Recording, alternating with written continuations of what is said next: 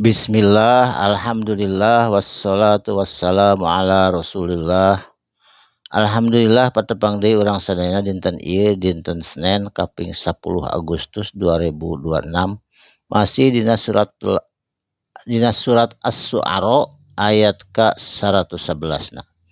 A'udzu billahi minasyaitonir rajim. Bismillahirrahmanirrahim.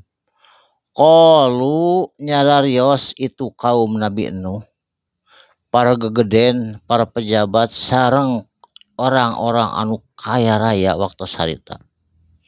Nyariosna kieu ka Nabi Nuh. Anu minulaka nah urang rek iman kitu ka anjeun Nuh cenah kitu. Wattaba'aka jeung rek nuturkeun ka anjeun Nuh. Lamun jalma anu nuturkeun ka anjeun Nuh al-ardhaluna kalebet jama-jama nu hina lamun nuturkeun ka anjeun teh kitu. Para gegeden, para orang-orang kaya raya waktu saharita nganggap remeh, nganggap hina ka Nabi Nuh. Sabab manehna boga panyangka Nabi Nuh mah hina. Da lain jelema anu kaya raya mode maranehanana sebagai pejabat tinggi. Saterasna kaparih dieu tah. Qala Nabi Nuh ngawaler. Wa ma ilmi teu aya ka apa, teu aya ka nyaho kuring mah. Rek anjeun pejabat, rek anjeun sangsara, rek anjeun kumaha wae sok disambut lebet kana keimanan. Ajaran ti kami eta teh ajaran nu benar ti Allah Subhanahu wa taala. Kitu saur Nabi Nuh. Bima kanu tina naon perkara kanu anu bukti ya maluna ku maranehna dipigawe. Rek penyembah berhala, rek penyembah naon bae sok ka dieu kembali kana iman, kana keimanan anu bener saur Nabi Nuh. Jadi teu ditinggal latar belakangna naon, penting masuk ka dieu lebet disambut ku kami ku sambutan anu ikhlas asal daek iman kana ajaran Nabi Nuh. Kitu saur Kangjeng Nabi Nuh. Saterasna.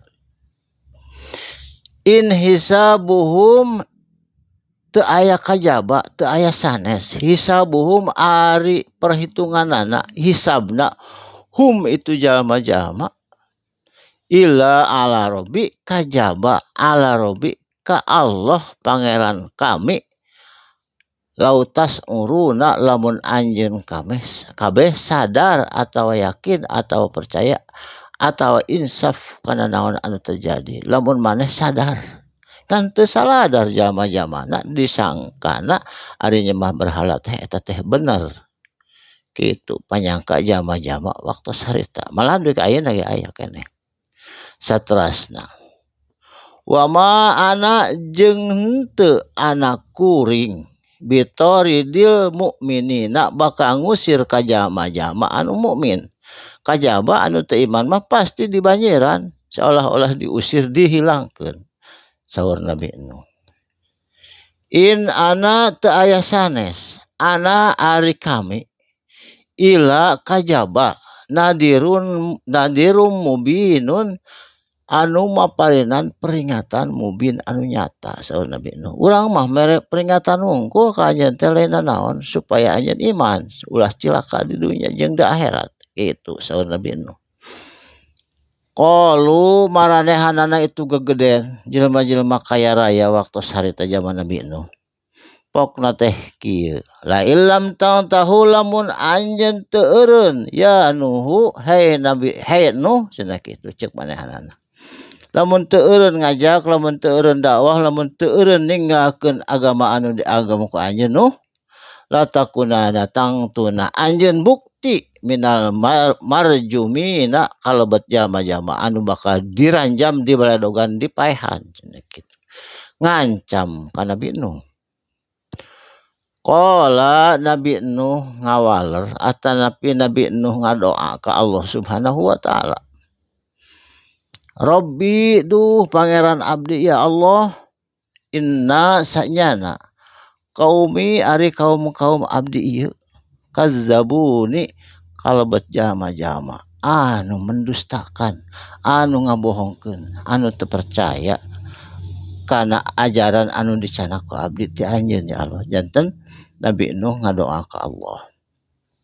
saterasna paftah mangka bukakeun atawa putuskeun keputusan anu pasti ya Allah baini wa bainahum antara abdi sareng maranehan jalma-jalma anu kadzabun anu pendusta anu doraka fathan kalayan kepastian atau pembukaan pasti